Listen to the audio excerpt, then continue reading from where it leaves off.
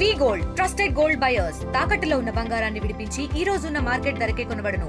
మరిన్ని వివరాలకు సంప్రదించండి 77107720.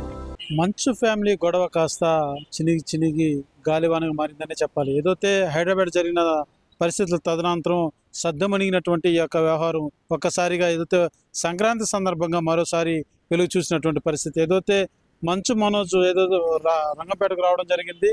ఆయన యూనివర్సిటీకి వచ్చిన తరుణంలోనే పోలీస్ అధికారులు నోటీసులు ఏదైతే మంచు మోహన్ బాబు కోర్టు నుంచి తెచ్చుకున్నటువంటి నోటీసుల్ని ఆయనకి ఇవ్వడం జరిగింది. అది తీసుకుని వెళ్ళిపోయినటువంటి మంచు మనోజ్ తిరిగి వచ్చి అదే గేటు వద్ద మళ్ళా నన్ను లోపలికి అలో చేయాలంటూ వాదించినటువంటి పరిస్థితి. అయితే ఏదైతే కోర్టు నోటీసుల యొక్క పరిణామంలో తీసుకొని అటు నుంచి నేను వెళ్ళిపోతానని చెప్పేసి పోలీసులకు హామీ ఇచ్చి ఏదైతే మూడో గేటు ఏదైతే డైరీ ఫామ్ గేట్ ఉన్నదో ఏదైతే వాళ్ళ అవాతాతల సమాధి వద్దకు వెళ్తాననేసి అని కూడా మనోజ్ తెలియజేసినటువంటి పరిస్థితి. ఏదైతే మనోజ్ తెలిపినప్పటికీ పోలీసులు అంగీకరించలేదు. తదనంతరం పై అధికారులతో మాట్లాడినటువంటి పోలీసు అధికారులు తర్వాత పర్మిషన్ ఇచ్చినటువంటి పరిస్థితి. అయితే ఆ గేట్ వద్ద చోటు చేసుకున్నటువంటి సంఘటన పట్ల ఇరు వర్గాలకు సంబంధించినటువంటి ఇరువురు కూడా ఏదైతే ఒకరిపై ఒకరు కేసు నమోదు చేసుకున్నటువంటి పరిస్థితి. ఏదైతే మనోజ్ మీద మంచు మోహన్ బాబు అనుచరులు వెళ్ళి కంప్లైంట్ చేశారు. ఏదైతే గేటు వద్ద లాఠీ చార్జ్ జరిగినటువంటి సంగతి మనకు తెలిసిందే. అదే తరుణంలో అక్కడ జరిగినటువంటి పరిస్థితులు ఏదైతే ఆ గేటు వద్ద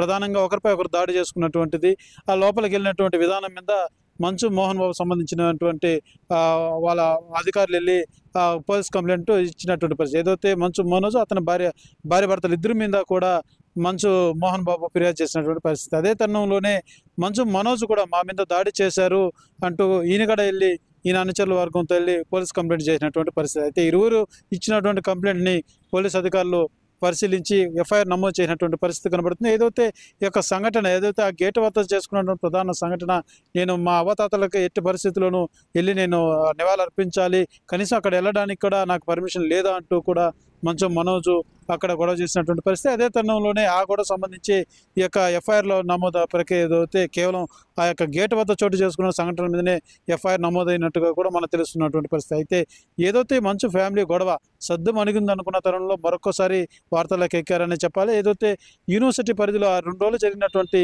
ఈ యొక్క వ్యవహారం కాస్త పోలీస్ స్టేషన్ దాకా వెళ్ళినటువంటి పరిస్థితి, ఒకరి మీద ఒకరు కంప్లైంట్ ఇచ్చుకున్నటువంటి పరిస్థితి. అదే తరుణంలోనే మంచు మనోజ్ నిన్న పోలీస్ స్టేషన్కి రావడం, పోలీస్ అధికారులకు తెలియజేయడం, ఆ తదనంతరం పోలీస్ స్టేషన్ నుంచి బయట వచ్చిన వెంటనే ఒక్కసారిగా కడుపు నొప్పితో బాధపడడం, తర్వాత అక్కడి నుంచి వెళ్ళిపోయిన తర్వాత మళ్ళీ మోహన్ బాబు అనుచరులు రావడం, ఏదైతే పోలీస్ అధికారిని కలవడం, ఇదంతా నిన్న మధ్యాహ్నం వరకు జరిగినటువంటి పరిస్థితులు అయితే నిన్న నైట్ వెళ్ళి ఒకరి మీద ఒకరు కంప్లైంట్ ఇచ్చుకున్నటువంటి పరిస్థితి. అయితే నిన్న ఉదయం ఏదైతే వెళ్ళినప్పటికీ కేసు ఎఫ్ఐఆర్ కాలేదు. ఎందుకంటే సరైనటువంటి ఆధారాలతో పాటు ఎవరు రాలేదనేసి ఇరు వర్గాలకు చెందిన వారిని పోలీస్ అధికారులు వెనక్కి పంపినటువంటి పరిస్థితి. అయితే నిన్న నైట్ ఏదైతే ఒకరి మీద ఒకరు కంప్లైంట్ ఇచ్చుకున్న దాంతో క్షుణ్ణంగా ఎవరైతే మా మీద దాడి చేశారని తగిన ఆధారాలతో వెళ్ళి కంప్లైంట్ ఇచ్చినట్టుగా తెలుస్తుంది. అయితే ఈ యొక్క వాళ్ళు ఇచ్చినటువంటి కంప్లైంట్ ఆధారంగా కేసు నమోదు చేసి అయితే దర్యాప్తు చేపట్టారు చంద్రగిరి పోలీసులు.